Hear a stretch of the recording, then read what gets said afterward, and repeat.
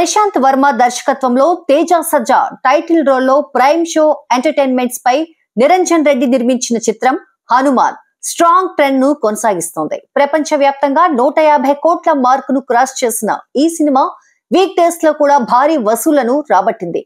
హనుమాన్ రెండవ వారాంతంలో దేశీయ విదేశాలలో మాక్సిమం ఆక్యుపెన్సీని చూసింది. ఈ చిత్రం బ్లాక్ బస్టర్ హిట్ తో పాటు ప్రజల ఆదరాభిమానాలను అందుకుంది. అయోధ్యలోని రామ మందిరానికి ప్రతి టికెట్ నుండి ₹5 ఇవ్వడం ద్వారా అయోధ్యలోని భగవాన్ శ్రీరాముని ప్రాణ ప్రతిష్ఠ వేడుకల్లో చేరింది.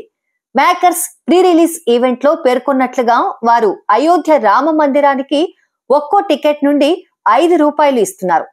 వారు సినిమా ప్రీమియర్ షోల నుండి విక్రయించిన 2,97,167 టికెట్లలో ₹14,85,810 చెక్కును ఇప్పటికే అందించారు. అయోధ్య రామ మందిరం కోసం ఇప్పటి వరకు విక్రయించిన 53,28,211 టికెట్ల నుంచి ₹2,66,41,055 అందిస్తున్నట్లు ప్రకటించారు.